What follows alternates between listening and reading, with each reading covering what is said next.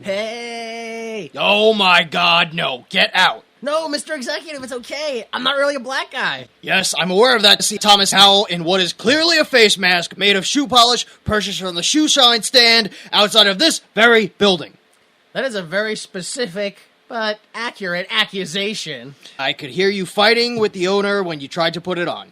He was pretty feisty. And then the shouting match you got into with the doorman. I just wanted to know where he got his hat. It's part of the uniform. Well, I know that now. I don't think you know anything now. Look, the makeup will be better in the movie. What movie? The movie I'm trying to pitch to you.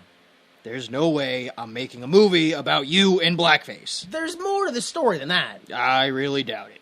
There's other black people in the movie. I can't imagine it'll be a good career choice for them or me.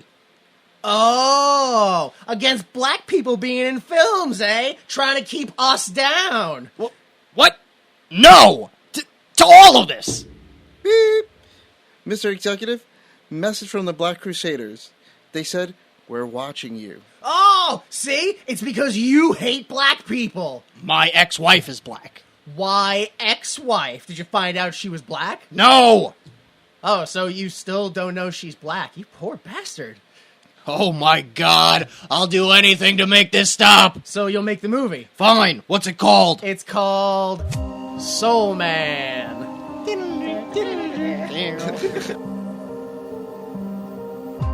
irritate the irritated, flex perplexities, poise puzzles, magnify mysteries, impose inquiries, and coagulate quandaries. But more importantly, they ask one question. Why would you make this?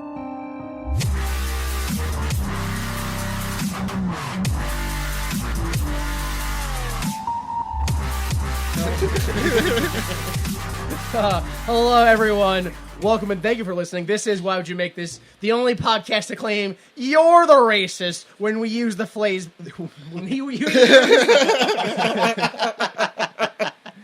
can talk during this episode at all. Huh? Welcome to the Mushmouth. I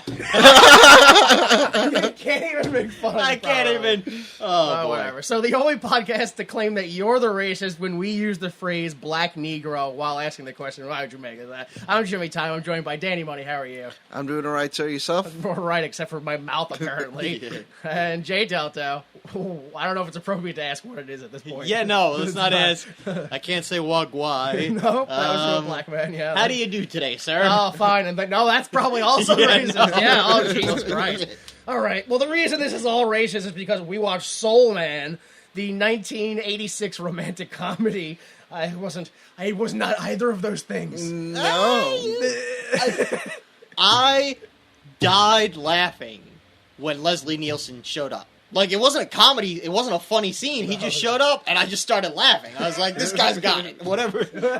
His whole face thing, whatever he's doing. Yeah. The hair and the shoes.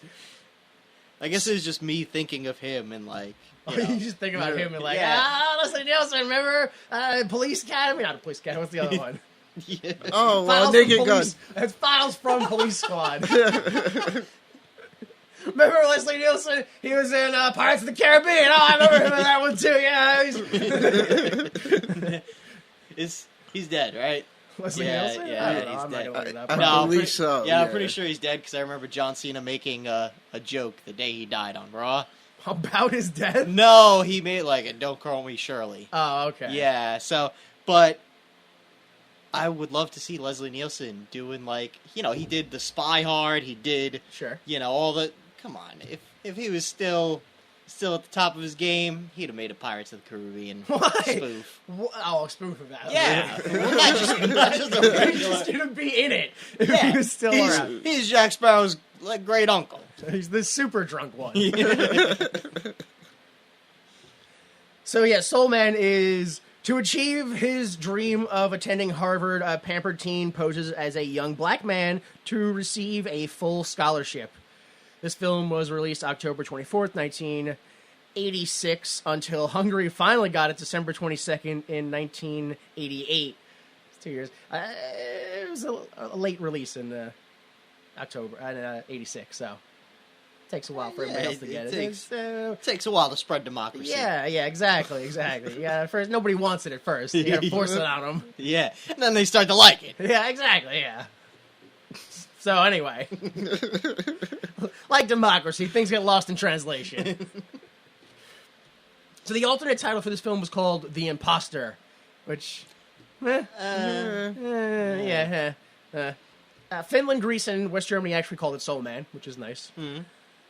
Serbia, this is strange, I think. Oh no, sorry, this is not the part. Serbia called it Black in the Soul, which is all right, it's okay. This is the strange one. I thought Hungary called it White in Black, but Portugal called it Black in White. Oh. So what's the deeper meaning? Does he realize at the end that he's actually black inside? I don't know. Well, I think Mexico more directly asks that question by calling the film "What color do you want?" What do you want to be black? Be black. You want to be white? Be white. It's 2017 in Mexico. Yeah. Figure out. Denmark, they went towards school and less with color, I think, and they started calling the film "School's Black Sheep." While Brazil called it a very crazy school. Oh, that Harvard. No, that was the only tame part of the film, was the school. Spain called it Harvard American Motion. I don't know why. Okay. Okay, sure. Bulgaria has the best title. The best title. They called it Guess Who's Coming to College. A black guy. Oh yeah, it's a play off the film Guess Who's Coming to Dinner. Yeah. So, it's great. I think it's great. Yeah, that's... The film's so old that the Soviet Union called this film It's in the Board. That translation. The only thing I can guess is maybe I translated it wrong and it's called It's on the Board because he joins like the board thing committee at the end of the film. Sure. Yeah. You don't remember him joining that committee at the end? Not really. Well, but... not all the way at the end, right before the end. He I guess. Oh, I didn't realize he didn't technically join. He was just offered. Yeah, and he said he'd consider. He's like, all right. That's how I interpret it. Yeah. Well, whatever. It doesn't matter because Brazil, even though they already had a title of a very crazy school, they also had a title of Confusion in the Flower of the Skin. Yeah, okay. All right. Yeah, sure. All right, I messed up the translation. It's in called... college, and he's blossoming into a beautiful... Yeah, because it could have also been Confusion Under the Skin or Confusion in Full Bloom. Ah. So, it's one of those coming of age, blossoming into a lovely young black man. Sure. Did that explain why it made what it made? Well, after seeing the names that the international countries gave it, yeah, I'm surprised that I couldn't find anything when I looked for international prices for international gross. No, really? Yeah, I couldn't find anything. But at the same time, with names like that, there probably wasn't any. Yeah, you couldn't find them. But here in the U.S., it actually made $27.8 million in its whole entire run, and its budget was $4.5 million. Wow, that is a solid profit. Yeah. What? Yeah. Why? What? Exactly. Yeah, an average of 7.4 million people watched this movie. Dude, I can't. In 1986. It was probably all just white guilt. I wish I knew, like, what were the demographics of who went and saw it? I don't know, but... okay. Oh, go ahead. No, but I just quickly looked to see its opening weekend, because it opened up in third place. In front of it was Crocodile Dundee. Which one? The first? Yeah, the first one. And then I don't remember what the second movie was because it was memorable. But I was just like, wow. This is... Yeah. I just want to say, I watched this. I rented it on Amazon. Okay. And it's on Amazon. It's like, oh, you can rent it for whatever. Or you can watch it for free if you're subscribed to the Urban Movie Channel. Ugh. And I was like, Urban Movie Channel? What? And I clicked it. Yeah. And then it's all like, black movies. Sure. So it's like, oh, ladies' book club, where it's just like a bunch of black women in a book club and like talking about what. So whatever. So I'm like, wow, like, are black people the ones who, like, they like this movie? This is targeted towards black people, I guess. Maybe. I don't know. Yeah, I don't know. Yeah, I don't. I don't. I want the demographics. We need someone to give us demographics. Yeah, I don't know. I don't think tickets would reflect that in any way.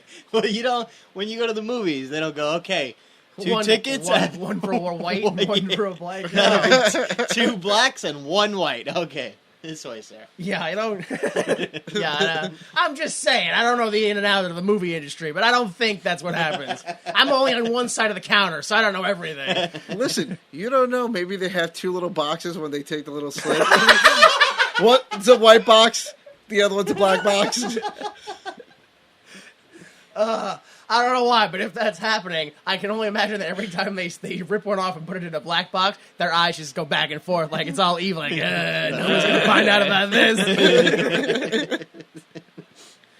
All right, so what's next? The best hour. Our favorite hour! The Troy McClure Hour. Hello, I'm Troy McClure. You'll recognize me from such urban positive films as Jive Turkey Hunter or Abbott and Costello Meet the Blackenstein. Okay, I think what makes that wrong is putting the in front of it. Blackenstein. Like, yeah, oh, they meant Blackenstein. Well, no, maybe that was the translation error. It was the Blackenstein. Oh. It's not like one of the Blackensteins. It's the only Blackenstein. Or maybe it is one of the it meets the Blackensteins, the whole family. Blackensteins. This is the song to the Blackensteins. I mean, personally, I was more a fan of a Jive Turkey Hunter. Yeah? Yeah, that's where a turkey and a jive turkey and a hunter were all hunting each other. Yeah. And then at the end, it turned out that there was a black guy that was orchestrating the whole thing, and he was the government. Oh. So they had to work together to stop him. To stop the government. Yeah, well, the guy who is the government, because he was like the Duke of New York, number one. Yeah.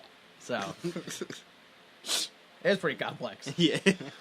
Thomas C. Howell plays Mark Watson. You recognize him? Isn't it C. Thomas Howell? C. Oh, sorry, C. Thomas Howell. What's the C stand for? Anybody know? Charlie. Communism. Thomas Howell. It is I know.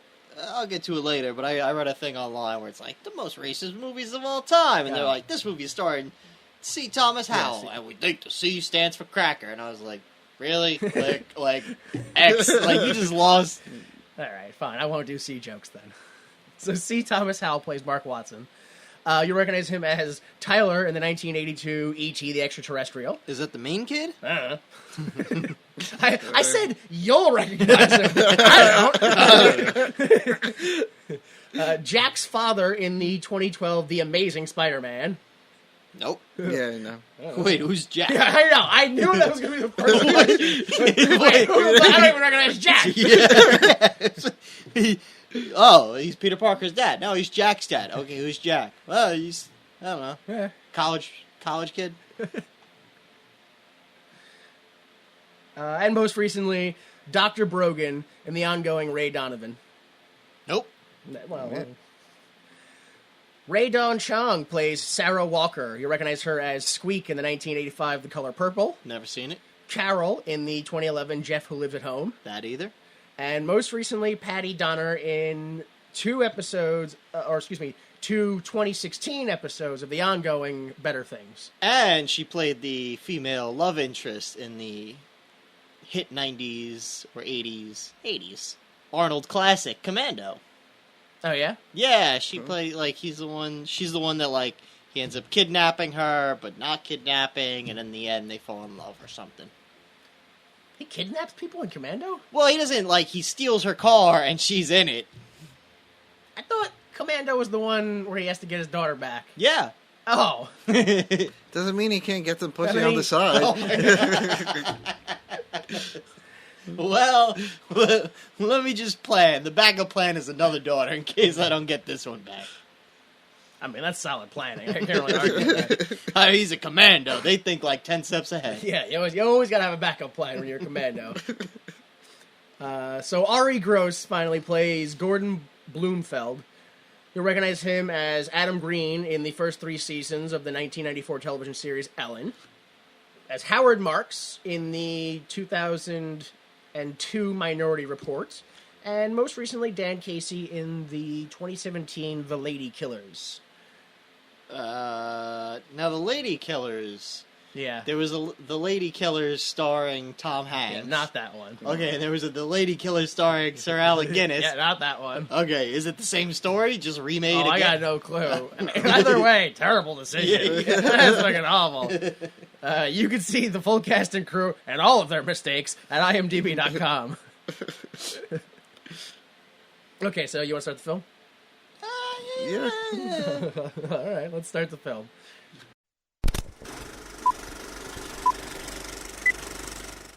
So the film opens on blues music, and for me, despite the film being called Soul Man, starting off with blues music is offensive. Oh, yeah, without a... Yeah. I was like, So this blues music is over credit, which cuts to a room that is under credits, and we pan around the room until we get to the radio, which alarms with the same song that's playing in the credits, and I go, oh my god, the same song? It's Black Groundhog's Day! He's gonna have to work with a woman until he just learns to love himself and the woman. It's the only way. He's going to have to put on blackface every day, over and over again. Until he learns Until he realizes he shouldn't do that. And that was the trick. Man, the gods must be crazy. Part 3. So, the alarm gets turned off, and he finds an unknown beautiful woman sleeping in his bed, but in bursts in Gordon with college acceptance letters, and it turns out both the kid in the bed and his friend have been accepted to Harvard Law, because, I mean, what else is a 20-something guy going to do in the 80s besides, like, coke or being Devo? Yeah, it's you either join a band, do Yeah. coke, ruin your life, Join a hair Wall metal Street, or Harvard. Yeah, and that's pretty much Wall Street. Yeah. And then this is Mark introduces himself to the woman, because Gordon, the friend, is like, hey, don't you think you should introduce, or don't you think an introduction is necessary? And he's like, yeah, that's true. Hi, I'm Mark. I got so blackout drunk, I don't remember people I slept with. I got so blackout drunk, I woke up just black. How does that... That's a little clumsy. Yeah. So, There's a joke there that There's- someone smarter than me can make work. probably, yeah. So, yeah, they decide to have a party, I guess. I don't know where this party is. Is this where they live, or It's like, a third party location? Oh, Like, yeah. No, I think it's like a college frat party. So, But I no, thought but it they was make their it. party. Isn't it their party? That's what I thought. Their Yeah. college frat party. So, but where's the what college frat? Like, I just couldn't understand where this house came I from. don't like it's the 80s. Revenge of the Nerds taught me in the 80s you went to college and you just had to join a frat. Yeah, Like, but they're not at college yet. Well, yeah, maybe- you don't go. I don't. They No, have. they are in college. They're in college. Yeah? They're not, Yeah. You Yeah. don't just say, okay, and now high school and business law school. Yeah, Like, yeah. There's an in-between No. there. No, I'll give you that because at first too, the second time I watched it, I realized I was like, oh no, they're in college already because I thought they were in high school at first too. Yeah. But then watching it the second time, I was like, but if he's in high school, why does he have 2 alarm clocks going? And I was like, oh no, that makes sense. Roommate, why 2 different alarm clocks? Well, that's how I caught But it. didn't the dad say in like 2 scenes, you're 18 now? Oh. Oh, Well, then this whole Yeah. movie, Yeah, that's all right. that's So, the problem with this That's movie. yeah. We figured it out. Whatever. So at this party, we meet 2 characters, Brad and Lisa. Lisa's played by Elaine from Seinfeld, Julia Louis-Dreyfus. And Mark and Gordon plan out their college experience, and then the weird guy, Seth, comes in. He's like, oh, I'm going to be a scientist working on suntan lotion. And then he passes out. And the 2 guys were like, wow, he's changed so much. We go home, and this is when Mark's dad is like, I want to give you your manhood by not paying for your college. And he's like, what? We jump to Mark's room, Yeah? which I presume is with his parents in his house. So again, I don't know why None of it doesn't add up. none of it adds up. So Mark states he's going to need $50,000 for 3 years of Harvard Law School. Fuck you! Yeah, really, that's Fucking it? suck 9 dicks, bro. Literally, 9 dicks, you'll have $50,000. So Mark mock hangs his dad with like a Cabbage Patch doll. Cabbage Patch. Those are the only dolls allowed in the 80s. Yeah. Outside somewhere, Mark and Gordon check for scholarships, but he can only find one that he almost qualifies for, except for the fact that he's the wrong race. What? Were there not student loans? No, Because then next he calls for financial aid, and they go, well, we only give money to poor people, not people who have assholes for parents. Yeah, no, but, like, there's also student loans where they're like, oh, you have rich parents? That's cool, we'll still give you a loan. Yeah. At, like, crazy interest. Yeah. I don't understand the logic of how any of this is happening. Yeah. But Totally they flawed. just force it right in there. And we go to a bank, and he tries to get a loan from a bank, but the bank's like, son, how are you going to ask us for money when you don't have money? And I'm like, oh yeah, that's exactly how banks work. That's exactly- That's really fucked up. Yeah, it's really fucked up, but that's exactly... It's like, oh, you don't have any money? Well, that's a shame, because if you had money, I'd give you money. Can I like to buy like a gallon of milk? That's great, but I don't see any cantaloupes in your pockets, so you're not getting any milk, bro. You gotta buy food to have food, to eat food to make food. Yeah, you gotta spend food to eat food. What a fucked up barter system. Maybe if there was only a medium between that, like some sort of I owe you paper system. Oh, wait. Yeah. So Mark goes to a therapist, or he specifically goes to his father's therapist? Yeah. I'm not sure. So his yeah. dad had the revelation of, like, I'm miserable in my life because I spend all my money on my little shit kid. Yeah, who's not fulfilling my dreams Yeah. by proxy through me, yeah. Yeah, exactly. Yeah. So he's like, so I'm going to take all that college money and go to Barbados. Or, yeah, whatever. And the therapist is like, oh, so you want me to tell your father that I was too hasty in my decision and he should spend some money on you, just like my shit kid who he just leeches off me that piece of garbage and he wants to sleep with my wife who is probably me in a wig. I don't know if you saw the picture. He pointed to a photo of her and they zoomed in on her a second. How, like, that's you in like different glasses and a wig.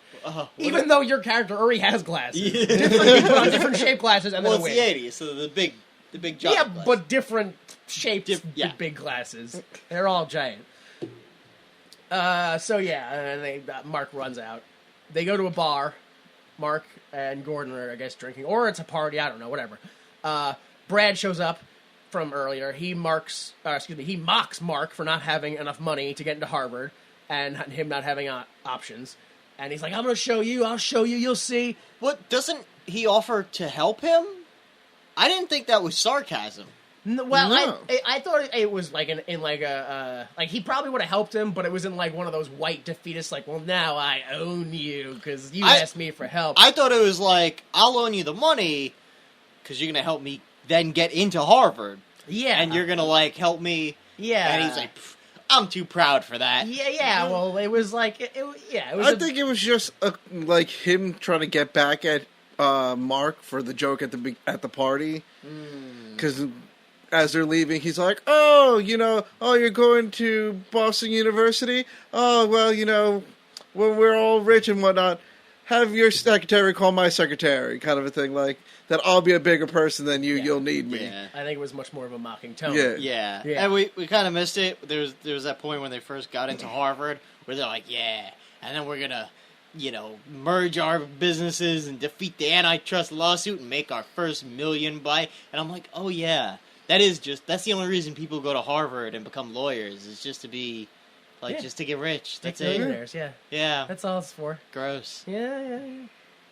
And we just keep letting him breathe. Yep. We don't hunt him down or anything. And now you saying that makes us liable. Yep. Oh, fuck. Oh boy, it's a good thing we're all frogmen.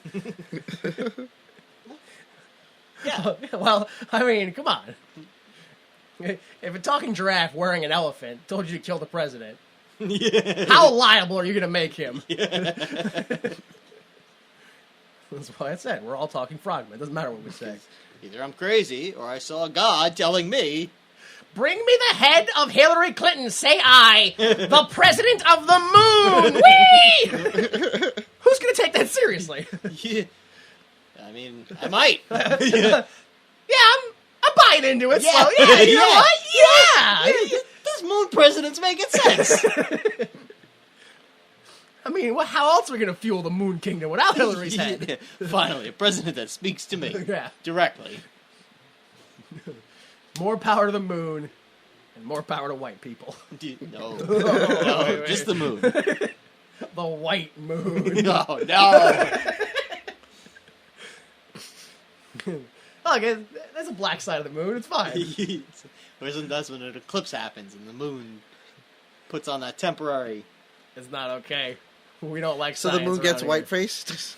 I mean, black faced. Yeah, Yeah. just for a couple minutes though. here. The sun gets white faced. No, the No, sun that's not right. gets. Sounds like Yeah. blackface. Man, the solar system is racist.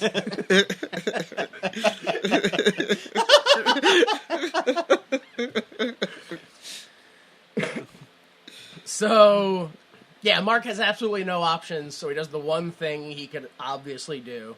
Turn himself black. You're accepted to Harvard. That's it. Just, now I'm black. Next Okay, scene.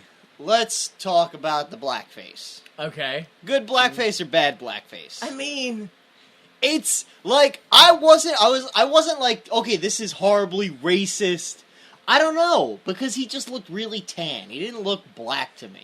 yeah, he doesn't have... And he didn't he did the Jerry curls, but it was just like, he was just tan. And he didn't put on a voice, he didn't do, anything crazy. So I was like, alright, so this is bad, but it's not, like, it could be 1,000 times worse. Well, I mean, yeah, he of course it could have been 1,000 times worse. We've seen it 1,000 times worse, but Yeah. it's not, I don't know. I still don't think it's great. It's just so awkward. Yeah. The whole thing is just uncomfortable. Yeah. It is, and I think what makes it even worse, because you're right, he does look tan more than anything, is the Jerry curls. Yeah. That just kind of like puts it a little bit over. It's like, oh, you're not sure he's black? Jerry curls. That's something black people have. Yeah. Yeah. It was the 80s, too. I also read somewhere that his eyes were, like, too white against his skin, so they had to, like, dull them. Oh. Or maybe his like, what's the part that's colorful? Your eyes. No, like the Your iris pupil? or whatever. Yeah, your iris, That yeah. part. Like it was like a too light of a brown or something, like an amber, hazel, whatever it's called. So they just sprayed something right into his Yeah, eyeball. they just pepper sprayed his eyes and they called it a day. They forgot that he was a fake black man. They thought he was real. Oh my and was God. robbing them, so they pepper sprayed him. They put on the makeup. They're like, "Who's this black guy?" All right. Terrible. Yeah, you were the one. So whatever. We go to a beach and Gordon is jogging on the beach, and Mark shows up and jogs next to him, and Gordon doesn't recognize him until he's like, "Gordon, where you going?" And he's like, "What?" And falls into the ocean.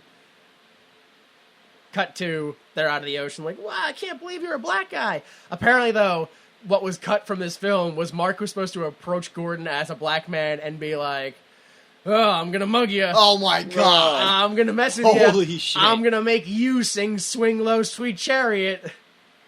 Wow. Yeah, but apparently it was taken out because although it was super funny, it was still inappropriate and racist. Holy shit. Seriously. So it turns out that Mark has been overdosing on the tanning pills that Seth from the earlier scene was working on. And Gordon says what he's doing is morally wrong and not fair to black people. And Mark logics that if he didn't take it, it would have just went unused, the scholarship. Well, obviously, there are no actual black people out there, No. so come on. Yeah, that's the entire premise of this film. Which I guess they don't really reveal it all the way into the end, but the premise of the film is that this scholarship meant for black people goes to the most qualified person in LA, and if they can't find one, it'll go to someone outside of LA. Yeah. So first off, Not a single. Yeah. Not one. yeah, Applied. Like, no one, not a single or black guy. worse, they did and they couldn't find one. Yeah. Man. See, yeah. So how is this a good film? Yeah, alright. Because if that's the basis of Yeah. the entire plot, Yeah, it's like, I mean, they could have done the same plot, but, you know, like, what's her name could have been from L.A. too. Oh, you're from L.A. too? Oh, but you stole it from me? Or? Yeah, like, that would have made more sense of the whole stealing than, like, oh, well, there were no other black people, so it defaulted to San Diego. Yeah. I still think it would have been a dumb premise, even. Look, I'm not saying it's a great premise. I'm just saying It would have been. it would have been better than what we got. Right. better than, well, there was only one black guy in LA who qualified, and he was actually white. Instead of being covered in napalm, No, you got caught in a gas fire. I was on fire for a second. That sucked. Yeah. Instead of being covered in burning goo. It's still pretty awful either way. So, yeah, the scholarship would have been unused if I didn't take it. But, I mean, don't worry about me being black. I mean, this is the Cosby years. America loves black people. Cue the Harvard montage where he goes to Harvard. And Mark, I had to write this down because he says we're officially part of the upper class as a black man. I was just like, Yeah. And then they montage their way, presumably to Soul Man. I don't remember any of the songs. Yes, it was Soul Man. Yeah. Most of the montages were to Soul. Soul Man. Yeah. So they montage their way to paper status blackness, where they like sign into Harvard and they're like, "What? It says Caucasian. Well, I'll just fix that. He's a black man. Hey, let's dance because we're so happy I'm black now."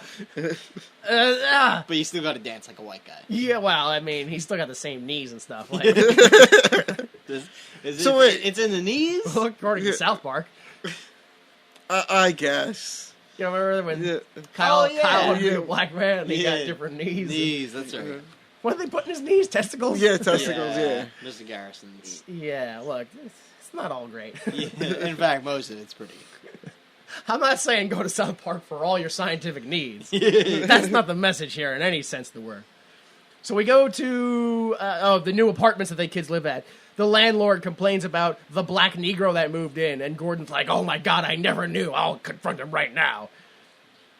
And then the boys notice that a cute girl moves in, and the owner, who is the cute girl's father, is like, "Well, I mean, if there's a black Negro here, you better watch out and make sure he doesn't do anything, wrong. And if the second he breaks the lease, let's get him out of here." Smash cut to them breaking everything in the lease. Also, the owner is Leslie Nielsen. Also, yeah, Which is hilarious. But he doesn't do anything. No, he just walks on. I'm like, oh, fuck.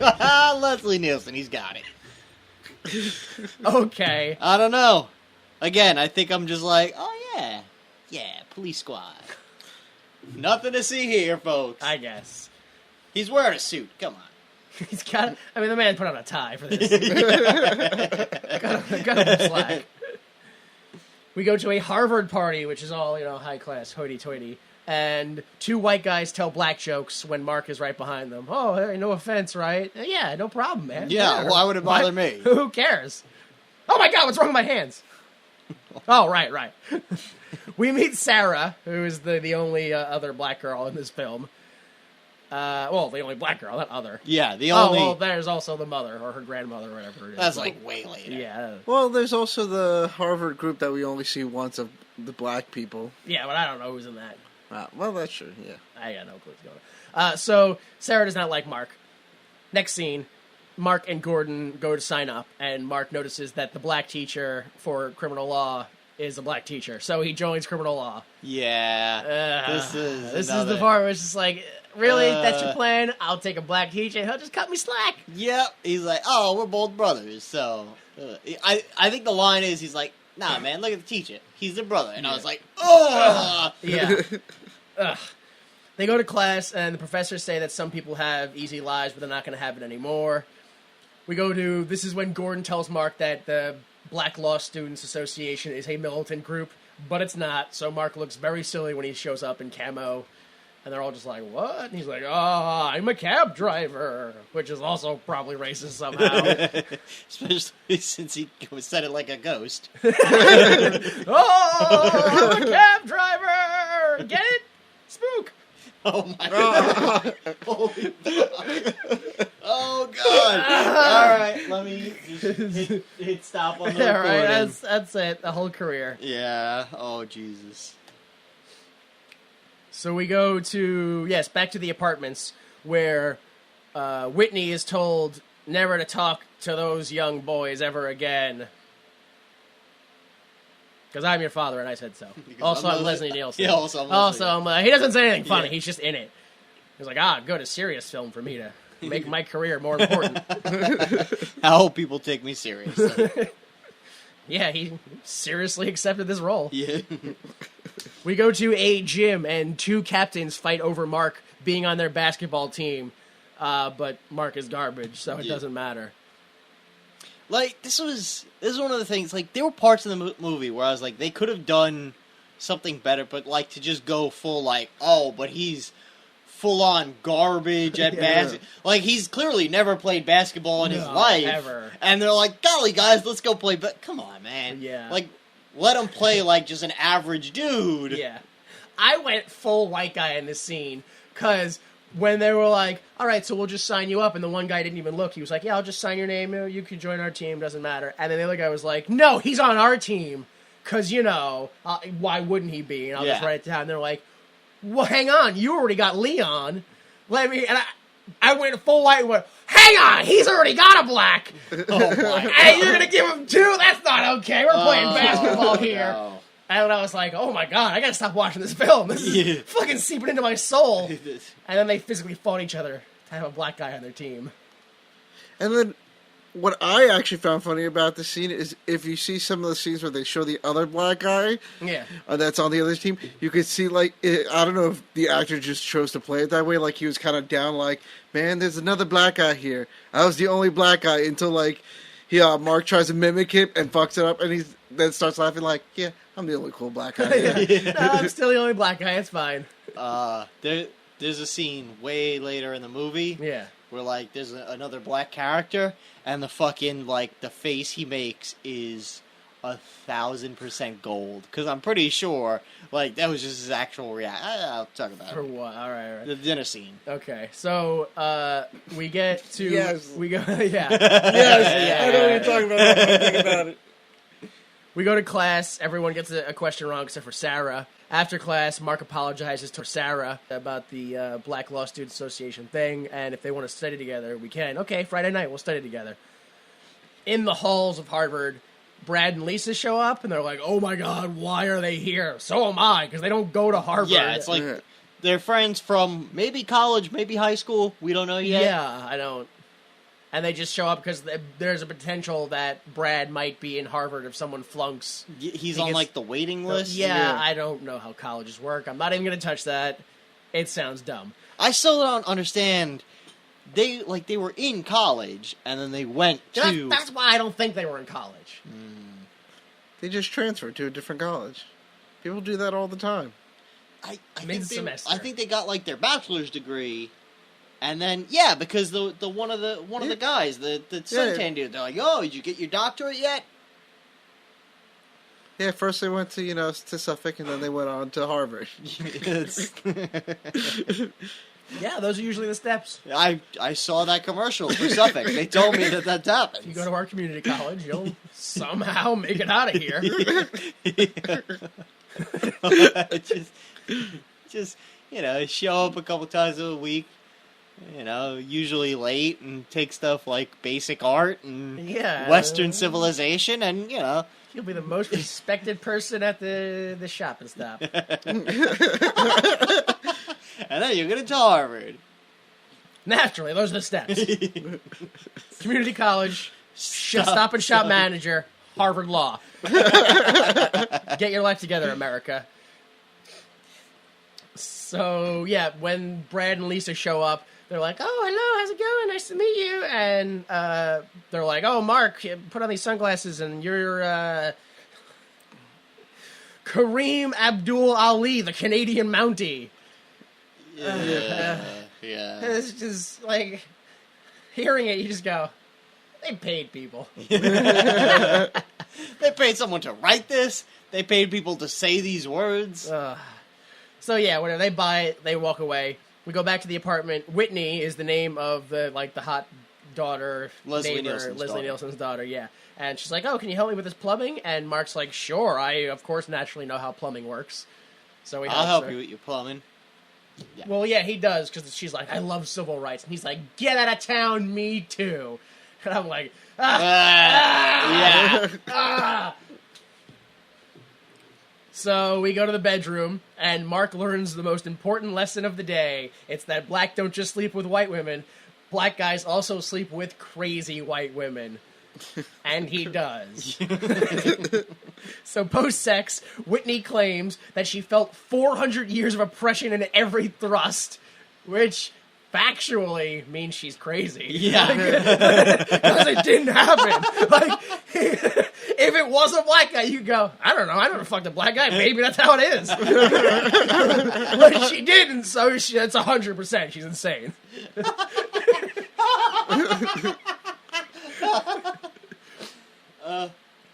Oh my god. Then she claims that Marcus has a small penis. What happens? Yeah, she's like, well, some myths are true. Like, you're very sexually dynamic. Yeah. But others are false. Like, you got a little dick. Yeah, but it's okay. Come be my parents and I'll suck your dick. So she sucks his dick. And he meets his parents. Yeah, obviously. I mean, 1 + 1 equals, I didn't take math, I was busy getting my dick sucked. Thanks, Suffolk. On to Harvard Law. You're not... I don't even know what a judge would call somebody. Lawyer guy! Hey! What's your... your client is charged with murder. Well, let me show you what I learned in Suffolk Community College. Case dismissed. Yeah. Wait, I didn't even suck yet. Oh, well, I'm a big fan of fish. So, yeah, we go to Whitney's parents' house, and as you said, black servants look down on Mark while serving the family dinner. Yeah, this scene, the dude, like, it starts with him just giving the dirtiest look, and I'm like, that's a real look. That's not. This isn't this dude acting. He's just like, they have me acting with this fucking rich white boy. He was like, they're paying James Earl Jones and Ray Dong Chong, so I'm the only real black person on this film. You dirty motherfucker. So every member of the family, except for Whitney, who lives in a perpetual state of hyperbolic fantasies, they all have their own hyperbolic fantasy about a black guy in their home. The young boy thinks he's Prince. The wife thinks he's a sex-crazed maniac who's finally going to satisfy her. Yeah. And Leslie Nielsen thinks he's a pimp. Give me my hypodermic needles and heroin. Yeah. What you doing, white woman? You know, fat ass out there. Give me a hypodermic needle. Oh, give me more watermelon while you're out there. I'm coughing up blood. Of the many things that bothered me in this scene, Yeah. you know what strangely one of them was? The kid's name is like one of the worst names I've ever heard in the universe. Like, it's like Dudley or like... Yeah, it's like Borkley or... So Borkley's watching like a 1980s portable television, Yeah. which is like the size of an Apple... Like the screen's the size of an Apple Watch screen. Yeah, yeah. But the television is the size of like a modern television. Yeah. And he's watching Prince and he's like laughing. And I'm like, oh my god! I'm like, what can you possibly be like? It's Prince. Yeah. Oh my god. Good thing he's dead. Oh my god! He doesn't have to hear us say this about it. So we go to the library and Sarah's sitting alone, angry. Mark comes home and Gordon gives him a message from Sarah being at the library. He's like, oh boy. Next. Uh-oh. Ha ha ha ha ha ha ha ha. Clap, clap, clap, clap, clap. Commercial. It's a sitcom. Yeah. It's a sitcom. It's really. We go to class. Mark apologizes to Sarah, but Sarah denies him. And this is the point in the film where I go, I think you need to take those pills again because you're getting lighter and lighter.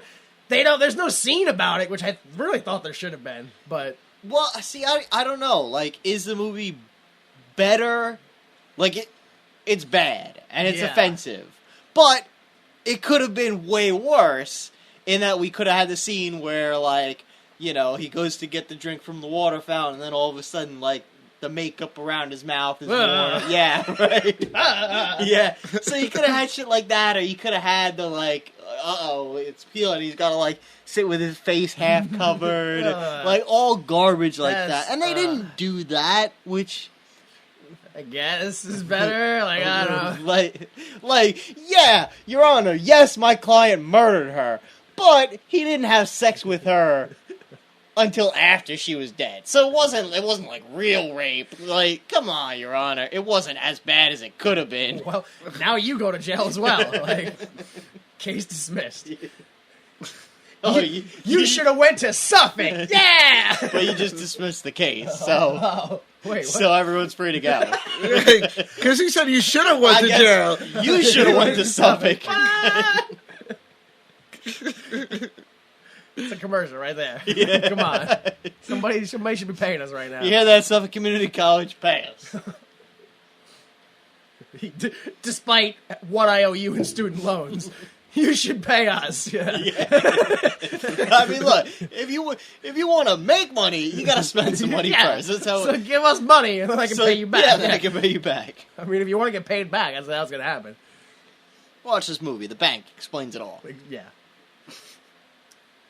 So we go to lunch, and Whitney is trying to reason with Mark, but he's not listening. And we see Sarah also works at the cafe lunch area thing, which is embarrassing, I guess, because we thought she was rich. Well, sort of. She's at Harvard, so it's like, oh, no one at Harvard could possibly have a job also. Yeah, like, I was just like, oh my god, you're a human.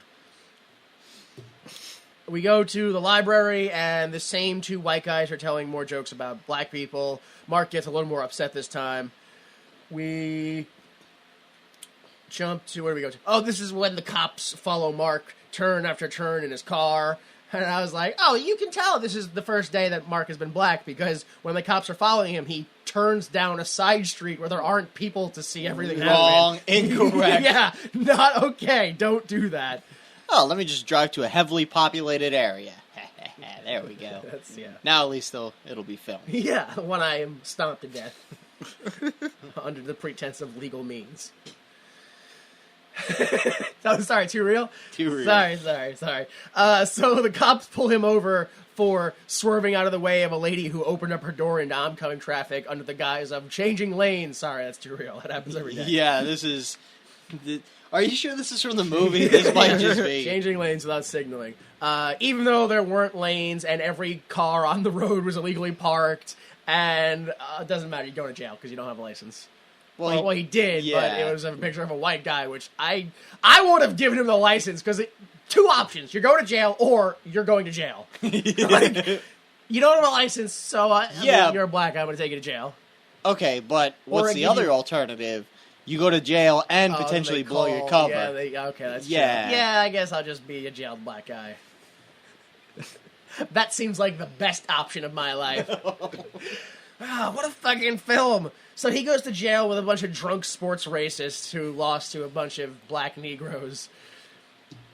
Sports race. Yeah, that's what they pretty much... They were. That's what Boston pretty much is. Yeah, I mean, it's Patriots. Yeah, oh yeah. Well, yep, that does it. That's it. Bruins, yeah. That's all. I don't know anymore. Yeah. What's the tennis team? The Boston Whackers? We jump to class. Mark is super late. He's like, oh, I gotta do a fight. Not a fight, but like a fight. I'm gonna sit down. His paper is late, and Mark will get no special treatment from his black teacher when dealing with racism. Also, here's some special treatment. Please give me your paper tomorrow by 9 a.m. Like, immediately, I was like, what? God damn it! That wasn't the fucked up part in my view, because he goes, oh, here's a number. Next time you get arrested. I figured he was going to be like, you can call me, I'll help you out. Okay. He's like, I'll bring you your books. You can still study in jail. Yeah. I was just like, wow, what a dick. No, look, you are on your fucking own right now, and you need to understand that. So, actually, no, the fucked up part was the white guy in blackface going, I thought you of all people would Yeah. understand. Well, yeah, you're right. So we go to learning montage, and Mark works super hard, and the teacher is impressed, and Sarah is late. What a crazy turn of events. Everybody changed. Yeah, all right. Oh, man. We go to the lunch cafe, whatever area. Mark sits down next to a little black kid, and it turns out it just happens to be Sarah's kid. They leave. Yeah. Now, is the movie better? Like, is it more or? There's no reason for the kid. Like, Yeah, I don't- right. It's not. She couldn't have just been a struggling. No, she had to be a single mom because young single- black yeah, women a single always black just have mom. promiscuous. Yeah, It's the 80s. I mean, maybe it's relevant. It's something they should have done. It's culturally sensitive to do that, or it's fucked up. 'Cause Yeah, you I don't know. Like they leave, and then two white guys make another black joke. Oh, Mark is visibly upset, and so am I. Like at this point, I'm like, do these guys seriously not do anything with their time? Like nothing else. They don't even go to class. Like they're just the local campus racists. Yeah, they just walk around just spreading the news of a new black joke they heard. Exactly. Boston. To this day, still pretty fucking racist. Yeah, okay. That's Yeah. it. Are you kidding me? What is it? Back in April, there was a whole issue where the city of Boston literally had to put out an ordinance that if anybody in Fenway calls a black player a nigger, they're getting Oh thrown my out of the God. ballpark. Yeah, because literally one game, for some reason, a whole section of white people decided to call decided to call Section. the center fielder a nigger the whole time. Oh! So yeah, Boston still pretty fucking racist. Wow. Man. Fuck you, Boston. You know they don't live on like real. I mean, it's not imaginary land. But you know they don't live on real land. Like all like 90% of Boston is like man-made land. Really? Yeah, Like, it's like swamp they just filled in. they just dump garbage in a Yeah, swamp. yeah.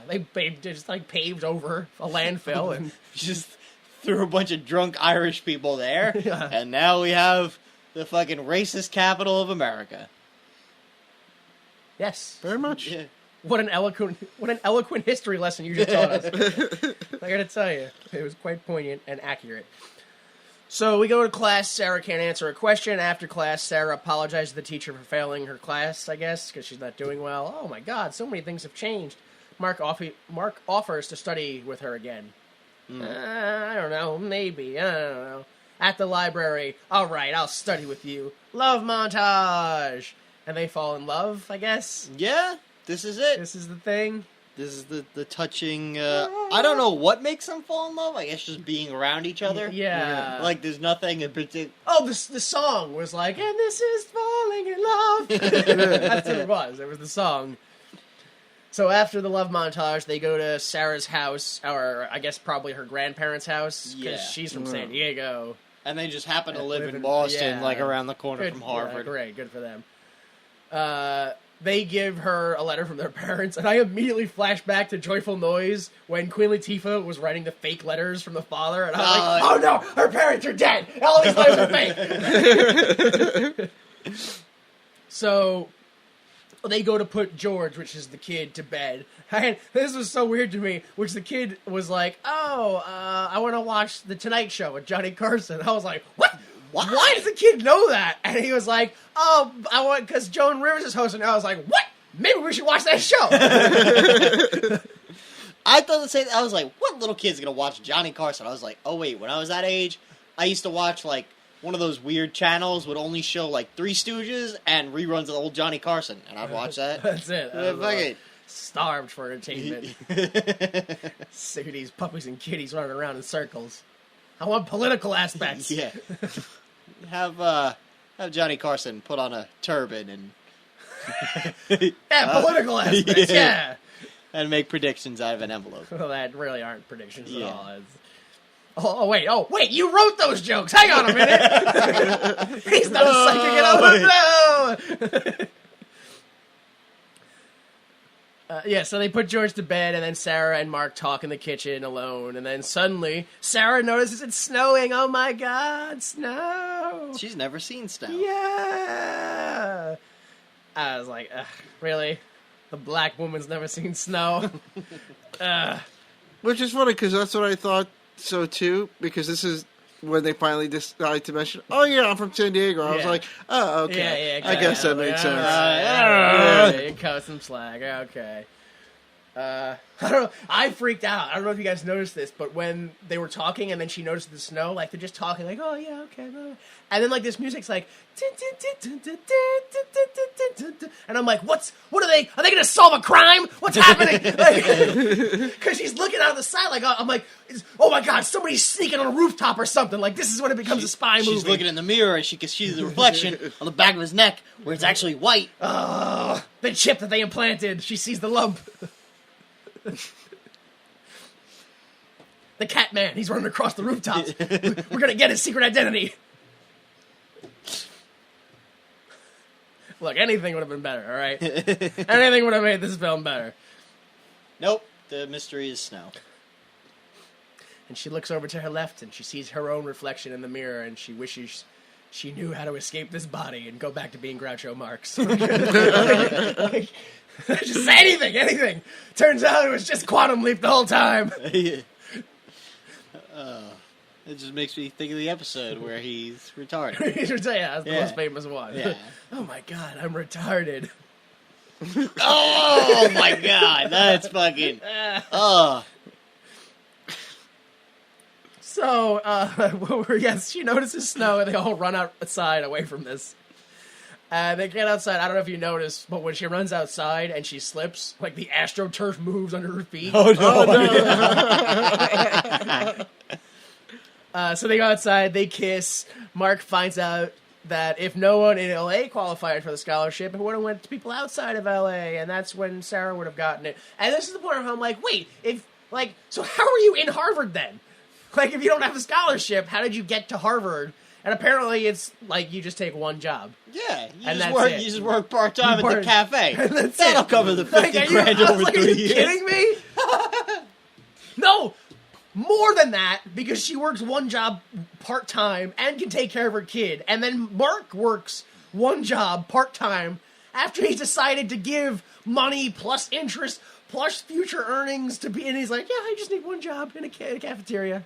I'm set. Yep, that's it. Financially, I'm fine. I can still eat and stuff. Well, he also has the money from his parents. I just imagine she talked her grandparents into, like, reverse mortgaging their home or something. Oh, all right. Yeah, that's true. Look, Grammy, Grandpa, I'm sorry.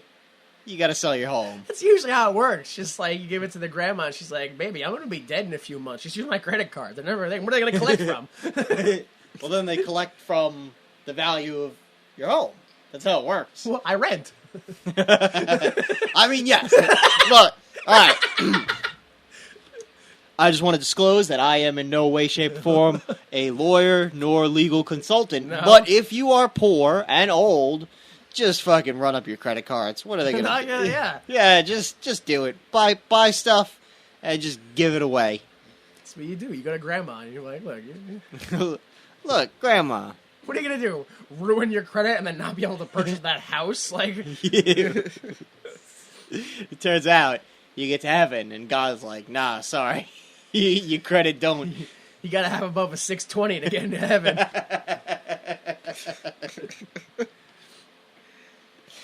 Man. God checks your credit score. God, yeah, he checks a lot of things. When you're sleeping, when you're awake.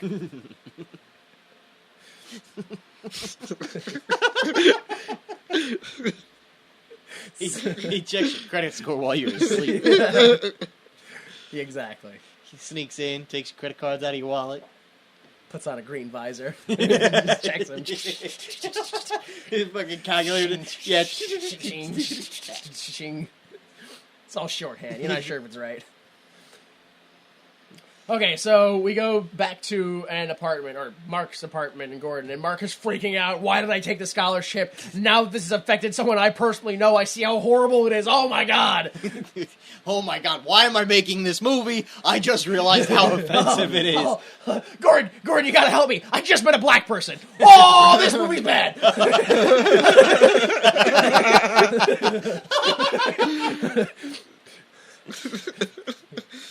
So Mark is like, Gordon, why didn't you try to stop me? Even though he did. And he's like, well, golden rule. I wouldn't want you interfering with me every time I did something immoral. And Mark tries to turn himself in, and Gordon's like, no, stop! I'm going to stop you every time you try to do something moral. That's the golden rule. Yeah. I just try to steer you in the wrong direction. Yeah. So that in 20 years I can look down on you. Kill a baby. Yeah. Make a baby. No, don't. Good Lord. But don't wear a condom either. Yeah, also, don't worry. But tell them you're wearing a condom. Yeah. Like, pull the condom out and like, put it on. Alright, get rid of that fucking thing. Where'd the condom go? Well, that's the magic trick. Let's have sex now. Yeah.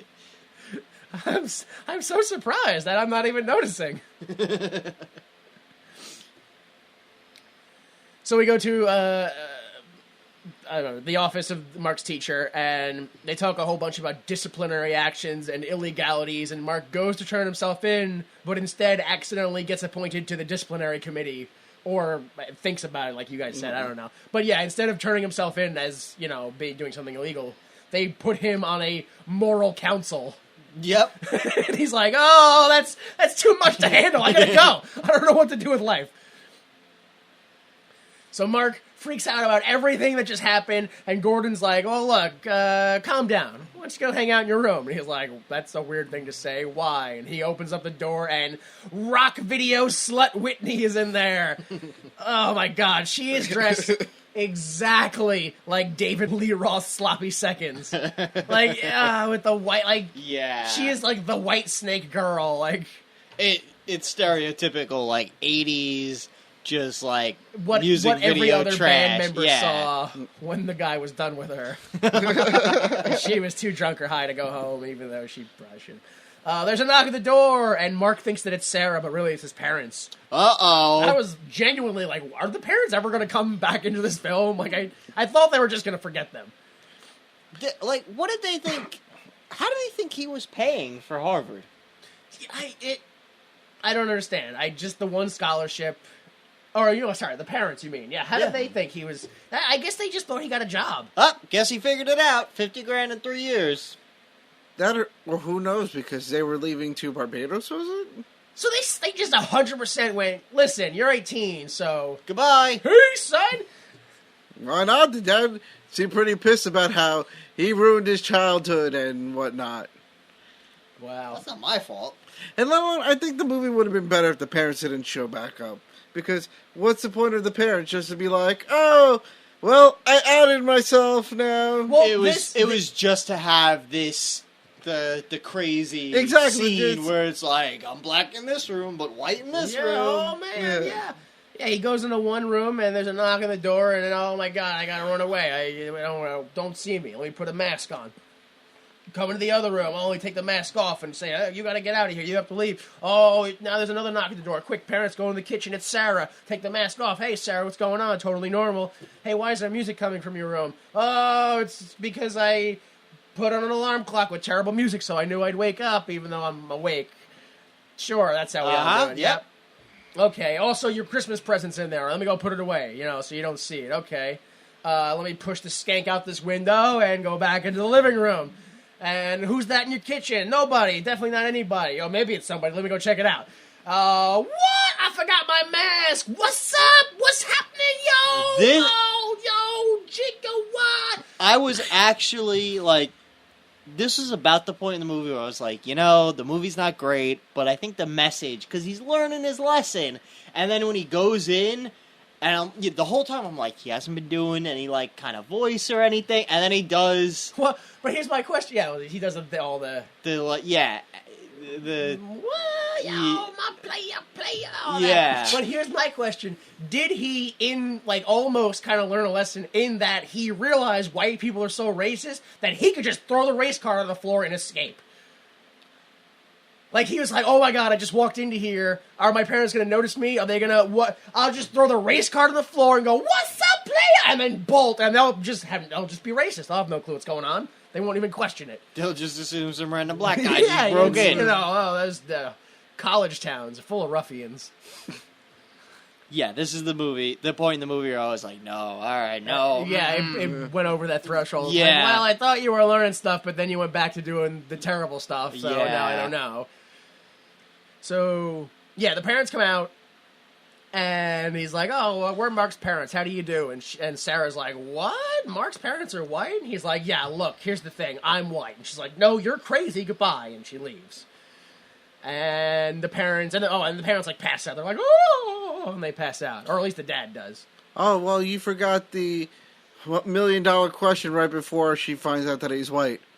How do you feel about interracial couples? Oh, right. Oh, yeah. He brings her into the bedroom. And he's like, listen, how do you feel about interracial couples? And she's like, why do you ask this? And then Whitney Because comes in. I got a surprise for you. Yeah, because we're both going to bang a white chick. Yeah. That's what that was about, right? And I'm sure he could have made it happen. Yeah. Well, with Whitney, not with Sarah. No, that wasn't going to happen ever. Not in like a jillion years. So, yeah, she runs out. When Whitney was put onto the fire escape, the like racist landlord guy saw it and he immediately called up Leslie Nielsen. He's like, "Oh, your daughter's on the fire escape again." Looking extra skanky. And so he shows up just as Sarah is leaving, and he punches what's his name, Mark in the gut, and then takes his daughter and leaves. And then the landlord throws the eviction notice at him. You're out of here. This is somehow a comeuppance in my mind. Like, all right. I wanted to evict you because you were black, and now I did. Yeah, and now I did. So take that for all the trouble you caused me. We're paying rent on time. Exactly. Exactly. I just out of control, this guy. Standing there with his money. Ugh. Smiling. Trying to be my friend. The whole thing was just awful. So, everybody leaves. Oh, we go to class, and we have a test montage. You gotta take the final. This is it. Don't fuck it up. Sarah leaves after the class, or after the test, and Mark goes to chase her, but then stops. Just kind of watches her like, I guess I'll just let her go. I can't really explain my way out of this one. We go back to the apartments, and Gordon is leaving. Best friend Gordon. Mark is like, oh, I never thought about anything. Like, I never thought I was going to fall in love or what I was doing. I didn't think about anything. Arr! So I have to stay and... I never thought when I was reading this script it would affect me personally, like in a longevity term. Like, I didn't realize it would completely ruin my career to the point where I've been in nothing memorable since E.T. He's been in a lot of things, but I haven't heard of Nope. any of them. Like, it's yeah. Oh, I play like a third tier doctor on some show that's Ray Donovan. You heard of it? No? Yeah, it doesn't have very good ratings, but It's on I'm Showtime. on it. Yeah. You know, Showtime, the almost not as good enough to be HBO. It's like HBO, except nobody has it. Yeah, or wants it. Yeah, we go back to the apartment, say, okay, and then, so he's gonna stay and make everything right. Gordon's like, well, I have a plane to catch, see ya. And I was like, wow, Gordon is an asshole. And then he comes back like, no, we're too smart, guys, we can figure this out. I'm like, oh, good, I was really just gonna fucking push that guy out of my life forever. Yeah. Like, I was done with him. And it was also worse to me, because he was like, well, I mean, that's a shame that you just gotta do your own thing. He's like, well, do you really not like the Beach Boys? And he was like, well, I like some of their stuff. And he's like, well, then I guess all our problems are solved. Yeah. Bye forever. And I was like, what kind of resolution was that?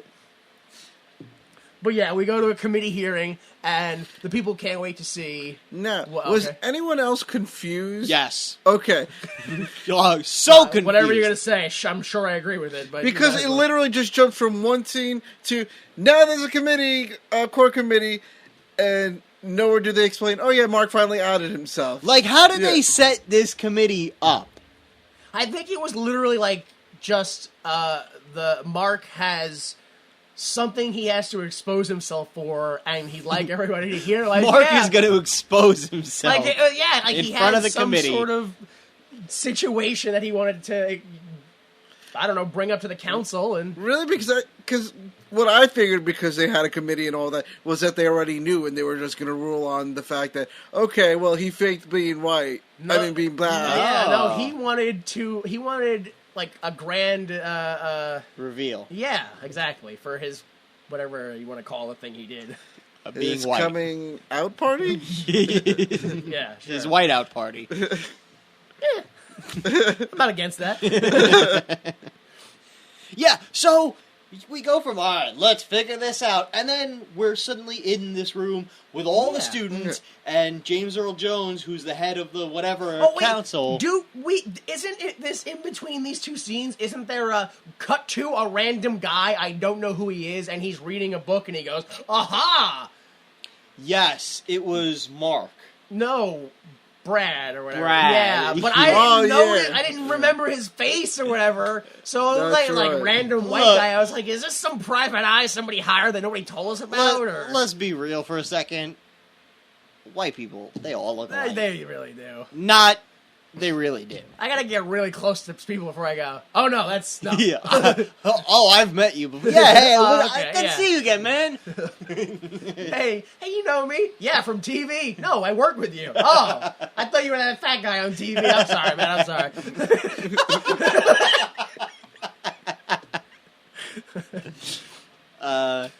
Yeah, so Brad, like, I don't know, he finds, like, oh, the so-and-so foundation grant went to... Oh, right, because at some point earlier in the movie, Mark- Brad and Lisa are walking through the halls and they notice a plaque and they're like, "What? Yeah. Recipients of black scholarships. Why is that guy's name on it that we know? Only one guy can have that That's name ever." crazy. And then later on, it's just like from his like bridge of the nose up, just like, "I'm reading a book about the scholarship. I figured something out." Of course they would publish a book about the scholarship. Yeah, whatever. That very same semester. But yeah, of course I'm sure the copyright said 8 minutes ago. So at the committee, people are making bets about what's going to happen on the whatever this thing is. Yeah, on the film. How bad his career you think is going to go down the toilet? You think James Earl Jones is ever going to work again? Well, not for a couple of years. I bet they don't even let us finish filming. Oh man, so. Gordon enters and he makes pretty much a fool of himself, and he makes opening statements about Mark, and he throws himself in the mercy of the court. I really did not like this. Like, I understood what they were trying to do. Yeah, but I hated this. it was at this point that I was like, "Wait, they're trying to be lawyers, aren't they?" Yeah. Oh my god, this guy wouldn't make it. Yeah, No. Ugh. And he throws himself in the mercy of the court, claiming it's not his fault about who he grew up around and his society and his role models and the colors of his skin. And in walks White Mark, and everyone's like, "What? What?" But Cut to something else. you cut to everyone going, oh, yeah, obviously. That makes perfect sense now.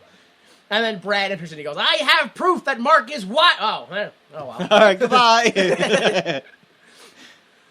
We jump to the office of James Earl Jones, and Mark is like, "Listen, I want to give all my money plus interest to Sarah from the scholarship." And he's like, And he's like, "I want to work with black charities 1 day a week while I'm a student here." And he's like, And? He's like, I want to give a percentage of all my future earnings to a scholarship under Sarah's name." And I was like, "And I want to give him my house and my pants." And I was like, "What is this guy? Like, what are you waiting for?" And he's like, "And I still want to get a law degree so I can help people." And he's like, "Oh, I think you learned a lot today." And I was like, "Really? You Think that? I don't think you watched the same film as me, dude." No, I mean, I kind of see that he learned things. I guess. And he's yeah. like, "Oh, so you learned what it's like to be a black guy." And Mark's like, "No, sir, I could stop being black at any time." And he hangs his head in shame. And I'm like, really? This fucking dumbass "I taught a white man a lesson" con game worked on James Earl Jones? Because James Earl Jones goes, "You learned quite a bit today. You are free to go and you get to stay at Harvard." And I go, "Oh! This movie has no morals at the end. Calm this shit." I'm like, "Oh, I'm sorry, sir. Black people do have it hard. I'm bad." Whoopsie. I won't do it again. I love during this this whole exchange, James Earl Jones is giving the speech, and he starts talking about, like, the power of a Harvard law degree. And, like, all I can think is, like, the power to destroy a planet is insignificant. To the power of a law degree. Thanks, Suffolk.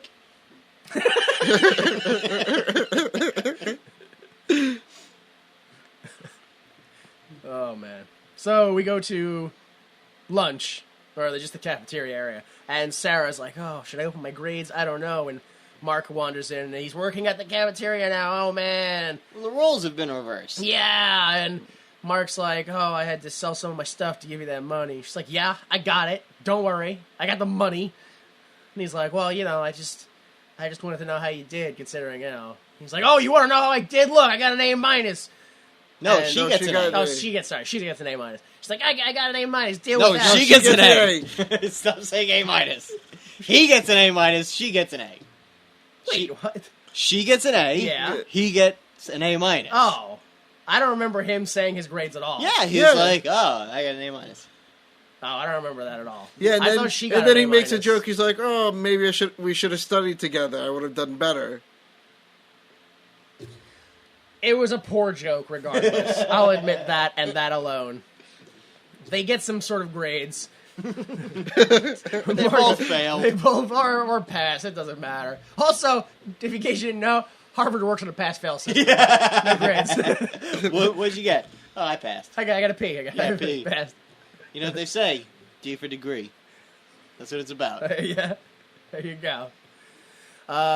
Mark is like, oh, so interracial relationships, what do you think?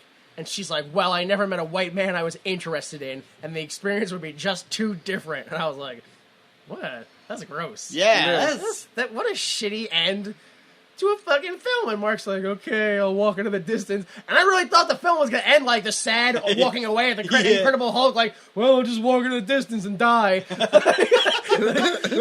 Guess I should have been a racist white guy. Let me just walk off screen and then you'll hear a gunshot. But then she runs out after him. She's like, well, I don't... Oh, no, sorry, no. Then she leaves. And two white guys walk in. They're like, oh, what do you call a black something, whatever, black joke, haha, blacks. And Mark's like, ah! Punches them both clean through furniture. Yeah. Yeah, he oversell the century by both of them. Dude, they're dead. And their ghosts go into their body and go, I was hit. I'm selling this out of respect. And then they die. So she leaves, and then Sarah runs back out after, and she's like, oh, interracial relationships, I guess they're all right. So long as two people are already in love. Like, oh, okay. I guess So it's as long as you're in love before you're interracial, then it's okay. Totally fine. Oh, my God. And she's like, right, Gordon? He's like, yep. And I was like, oh, this is just about the kid, isn't it? You don't give a fuck about him. It's all about, like, oh, shit, this world is racist. I do need a guy that's going to be aware of that shit and help me raise my kid. Well, I guess it could be worse. So they walk into the distance like, oh, I'll buy you dinner. And he's like, this is Harvard. I don't have to eat or sleep. I just have to study. Which is something she said earlier in the film. So I was like, ha, threw that in her face. So yeah, the end of what felt like a 43-day-long movie. Yeah, it got to the point where he was like, oh, I learned my lesson. I was like, there's still like 30 minutes left. Yeah. Yeah, he learned his lesson earlier there, and I was like, dude, but Sarah has to, and the parents, and... And that's why I think it literally jumped from Thanksgiving to, all right, all the way to the end of the semester, it seems like. Yeah, it was Thanksgiving, and then, well, everyone's going home for Christmas break. Yeah, exactly. Yeah, that's the whole year. Or I guess it's not the whole year. It's just That one semester, that yeah. one, the yeah. semester. Huh. All right, so could you guys make a sequel? I know, right? Why would you? Yeah, it was... Well, would you, like, I could think of one of doing where Mark and Sarah, we look more into Mark and Sarah's interracial relationship, and we realize things aren't easy for interracial relation Yeah, sure. couples. Couples, yeah. Intercouples. All right. That's it? That's That's it? pretty much it. Do they also dance during it? Of course. There's like 6 montages, same like this movie. Nothing really gets accomplished in a montage, but we just find out that racism is real. Yeah. I'm just, I don't know. I think of, what's that film with Julia Stiles? Oh, save the Last Dance. Is that yeah. it? Yeah, and it's like interracial couples. Man, it's hard being interracial, and I'm learning stuff about black people, and I'm learning stuff about white people, and also there's like 4 hours of dancing. You're right. I guess that is that movie. That is the movie that I'm describing. I guess. Yeah, that's fine. That's okay. I have the kid Gordon. Right, that's his name. He grows up and decides that it's so tough being black. Hey, I'll use that crazy scientist guy's whitening cream and become white because my life will be easier. But it's not so easy being white, or maybe it is. I don't know. He'll learn a lesson about being black, but on the inside, or I don't know. Obama shows up, maybe The Rock. I feel like that's about as much effort they put into this film. Yeah, so that's right. Yeah, I couldn't. Look.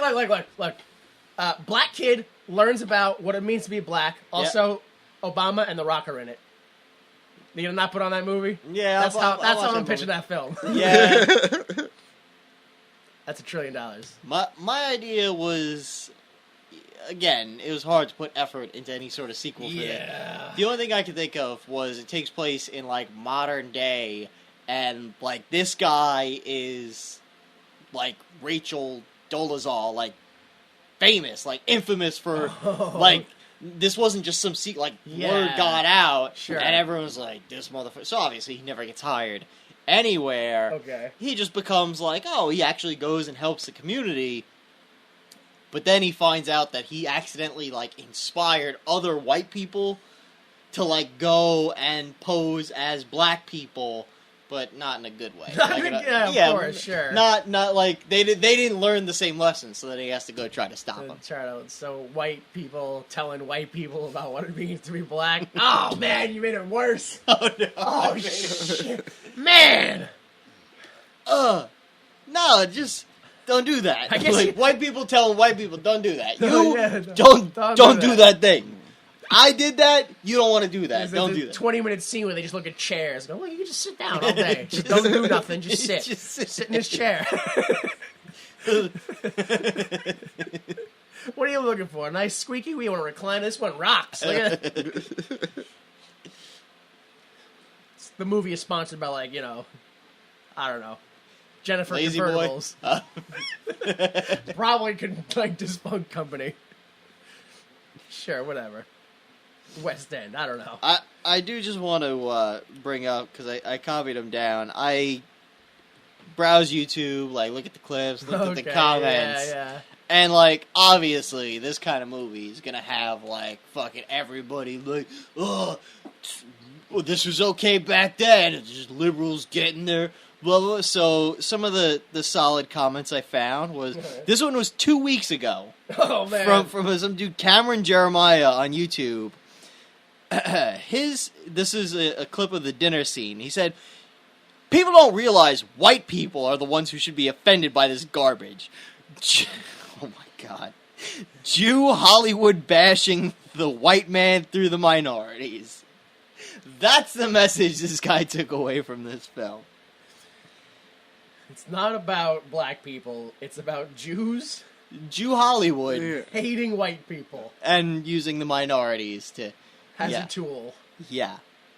Another guy, Joshua Smith, posted a month ago, he thought the irony is that the white people are painted as racist, yet assuming white people think negatively of black people is racist in and of itself. That's the message that he took away. And I quote, the 80s is when the black community started to lose its shit. It was normal in the 50s and 60s.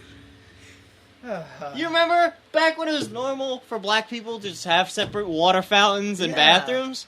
Yeah. This guy wants to go back to that. Good old normal black communities. Remember that scene in Back to the Future when he was like, we don't want none of your jazz cigarettes? Yeah. Called him a spook. And then Christine Cooper, 5 months ago, said, I watched that movie in theaters. I'm white, and most of the audience was black people. No problems, and they laughed her. Today's times, that movie wouldn't be accepted. Sad. So, it's, No, I don't know. No. No. Yeah, I don't know. People take all the wrong messages from everything. Why not? Somehow, the message of this movie white people got it tough. Thanks, Jew Hollywood. Thanks, Jew Hollywood. That's the true message of the film. Thanks, Jew Hollywood. All right, so naked in math class. Let's see if you guys can answer these questions. How many montages were there? 4. 5. 5 montages. That's correct. There's the Harvard montage, the basketball montage, the post-assault learning montage, the love montage, and the test montage. How many racist jokes did those guys tell? 4. 5. 4. Yeah! Maybe they told more, like they may have told 2 in each scene or something like that, but there's only 4 encounters with the racist joke guys. We don't count off-screen jokes. No, that's 9,000. How many racist things were in this film? The entire film does not count as one racist thing. I'm asking for like individual aspects of. It's just. And you counted these. Yeah. 18. 36. 34. Oh my god. There are no qualified black people in A for the scholarship. America loves black people. Oh my god, are you going to list all 34 Landlord things? trying to evict a black tenant. Black Negro. The first racist joke. Thinking a class will be easy because your teacher is also black. Answering right on during roll call. Black militant thing. Fighting over a black basketball player. Constantly calling Marcus. Just the whole basketball montage. That Stevie Wonder joke when he put on the glasses. I was like, ugh. Kareem Abdul-Ali, that's racist. Lisa thinking that he might be a Muslim. Jungle Fever Whitney, just a racist character. Them connecting over civil rights and not being like, get the fuck out of here. Yeah. Her feeling 400 years of oppression. Her titled, or her future titled or potential titled story or book or piece called Shades of Grey. The preconceived stereotypes Whitney's family has. Racist joke number 2. Oh my god. The cops following Mark. The racist sports hoodlums. Telling your black professor, I thought you'd understand. The lady grabs her purse in an elevator. Racist joke number 3. Black girl has never seen snow. You have no idea what my people have been through. So, what's happening, brother, to the parents? Now that I'm black, I hate the Beach Boys. There's something I have to tell you. I'm black. Just that phrase is racist. Now, Whitney's dating a Native American man, which we didn't really mention. Yeah. It's, during the hearing, she shows up, despite not going to Harvard. I'm presuming there's no way she's in Harvard. The guy is also like 46. Dude, yeah. Like, he is he's almost as old as Leslie I Nielsen. was say he's classmates with Leslie Nielsen. They were on opposite sides of a war at one point. Like, Oh my god. the new name of Whitney's piece, Shades of Pink, because there's no white or red. No shades of gray. The fourth racist joke. Oh my god. Dating other races is weird unless you're already in love with them. 34. Yeah. Okay, so finally, why would you make this? Dude, what you got? What you got? Because it's totally real. It happens in real life. What do you mean? You know Mindy Kaling? Like the Mindy Project? Oh, yeah. Yeah, her brother did this. Oh, yeah. Yeah, her brother was like, okay, I can't get into med school as an Indian. I'll just shave my head and say I'm black. And literally that's what happened. He went and got accepted to med school. Wait, so this was him, and then he shaved his head and went, I'm black? Yeah. He looks blacker with the hair. I know. Yeah. Look, I didn't Like, make I it. didn't give him the plan. Like, it Yeah, wasn't all me. I'm not the one who told him the plan. But We didn't stay up night watching the Security film over and over coming up with this thing. yeah, and his name is VJ, and How does his skin look what you call a whole lot brighter look, without hair? it's the lighting. I don't know. It's gotta be, because his plan to become black man is whiter. He's a white Yeah, man. that's what I'm saying. He lost the hair and became white. So he went by, his name is VJ, VIJAY, and when he became black, he just started going by JoJo. What, the idiot circus boy? Like, what? Well, with his 3.1 GPA, he ended up getting accepted into some medical school, and he did it as an African American applicant. Wow. Yeah. So, like, now what? Like, and then he dropped out. He's like, oh, no, I don't want to be a doctor anyway. And then he dropped out. And Amazing. At least he became a doctor, but... No. He became a doctor and, like, went and, like, okay, I'll volunteer in black communities. Yeah. Nah, I'll drop out and I'll go to business school and then start a business about security. Because, look, if I can break into a medical school, I can help you protect your business. Seems sound. Yeah. Okay, yeah. So, turns out this movie's not so fucking crazy. It's real. Like, it's real life. And yeah. when did that is there a year when that happened? When did he go to school, I guess? Yeah, blah, blah, blah. 15 years ago.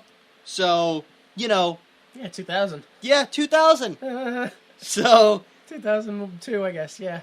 I don't know when that article was printed, but yeah, around 2000, I'd say. First 9/11, then this guy shaves his head. Oh my god. So as far as me, I don't know if you have anything else. No, the only thing I had was that Carol Black, the woman that wrote this, literally, she wrote 3 episodes of Growing Pains, the television show Growing Pains. That's where we get our great sitcom moments, I guess. Sure, I guess. Then she wrote this movie. Oh boy, she just went. Yeah.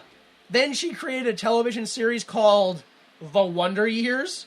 What? Really? Yeah. Wow. Then she made some series that's like Growing Pains, but it focused on the mom and only lasted 10 episodes. Then she created Ellen, the television series Ellen, where she comes out. Like the Ellen? The Ellen, yeah. Wow. Yeah. Yeah. And I presume she's just the richest fucking person in the Yeah, world now. what the fuck? And doesn't do anything. She did a short comedy, like almost like a mockumentary on a lost skier who finds a complex abandoned structure in the woods, which is an elaborate joke about how like ski resorts are ghost towns during the off season. I didn't say it was good. I just said that's what she did. She called it a comedy. It's funny because only rich white people get the joke. I guess. Yeah, so that's it. That's why it was made, because we don't know. Also because it's real. Except he didn't learn any lesson in the film. Yeah, he actually learns more of a lesson in the movie than he learned in real life. In the movie, he should have dropped out of Harvard Law and just became like a mechanic or something. Is that the solution? I'll become a mechanic? Well, what's the jump from doctor to security? Yeah. Yeah, let's not dissect that at all. No. Please join us next time, along with Jason Isaacs, Jason Scott Lee, and Kurt Russell for the 1998 action drama Soldier. Oh, yeah, I forgot. Isn't Jason Scott Lee... I'm pretty sure that's one of the Power Rangers. That's the Red Ranger. Maybe. I think it is. It could be. One of them. But yes, Soldier. The Yes. phenomenal movie. Yeah, you were the one who recommended it. Yeah, so because it's great. It's just 90 minutes of Kurt Russell making doing a a scrunchy face. Yeah, let me just scowl the whole bunch. You gonna say anything? Alright, well let's bring that kid. The kid doesn't talk either. Oh boy, what did we get ourselves into? It's just 45 minutes of Kurt Russell and a dumb-looking kid staring at each other. Also, it takes place in the Blade Runner universe. Yeah, somehow. I don't know how, whatever. It does that in some form of way. So let's just move on to plugs and credits. VictoryProWrestling.com. Victory Pro Wrestling is still October 28th. Oh my god. There's another show that they let me know about 3 days before, but I didn't go do that, and I'm glad because I heard it was terrible. But anyway, yeah, October 28th is going to be a good show, probably. No, it'll be good. It's gotta be. Yeah. Laws of statistics. It's Yeah. gotta be good, eventually. Right? You have a bad one, and then you do for a good one. Right? Come on. So October 28th, Victory Pro Wrestling returns to live to Center Reach, Long Island, New York. where, I don't know, there's like Halloween stuff. There's going to be a costume contest for fans. You could dress up. Best fan costume wins money, I think. Like actual real dollars. Real dollars. Yeah, not those VPW fun bucks. From the country of real. Because... The loophole. Yeah, All right, so yeah, VictorProWrestling.com for all tickets, information, Oh yeah, I guess I should have mentioned the all website. those other yeah. stuff. Yeah. Why would you they just sold out the first row. That I know. Oh, okay. So So. yeah, might not be any left come closer to October. Yes. Maybe. I don't know. Buy now. Yeah, or later. Yeah. Or just Or buy don't now. go. Yeah. Or don't. Yeah. Whatever. I don't know. Do what I you mean, want. yeah, it's America. For crying out loud. Yeah. Why would WWYMT.com has episodes for free to download. Can you? I haven't been there in a long time. You can download episodes. Yeah, on you can there, download right? episodes. You can listen to them. Do you have on to the right website. click, or is it just like a click download? I think you gotta right click. Oh, we should change. I don't know how to. Yeah, I know. We're all new at this, and we're lazy at learning. So yeah, VictorProWrestling.com, where you can listen to or download episodes for free, probably. Also, iTunes and Google Play, you can definitely do that on there. Yeah. So, and then we have clips from the show, as well as puppet videos and other comedy things on our YouTube, which again, you can find a link on our website. Or you can just type in, "Why would you make this?" into YouTube. You can contact us on social media. I am at Time Commander. At DJ Delta. At WWYMT. There you go. Those are places. Intro music is Falling Off Your Love by Kill Paris. Taking us out today, we're just going to sing whatever we think Soul Man sounds like. Because despite listening to it the whole fucking film, I'm sure we don't have any of the lyrics in our head. Are there lyrics? The whole basketball montage lasted the entirety of Soul Man. I'm pretty sure the only lyrics in that song are... No. Really? Yeah, There's the song kind of definitely- slows up to be Oh. like... Da-da-da-da. Yeah, it's like... Got to be jack. Scout on your bow. Hang on, we didn't end yet. Oh. Yeah, so join us next time for Soldier, and for Danny Money and Jed Delta, I am Jimmy Time. And please remember that without the mistakes of others, we'd be forced to endure the pain of failure ourselves. Support the arts. So it's all... I'm a soul man. I'm a soul man. I'm a soul man. There's four of them, huh? Yeah. I was Scott going Newton. I was going to to and I went to Harvard. Now I got a degree. I'm a soul man. I'm a soul man. I put on blackface. Oh, no. Oh no. The preceding recording is for entertainment purposes only, and the views expressed in this podcast do not necessarily represent the views of Why Would You Make This, its owners, employees, or associates.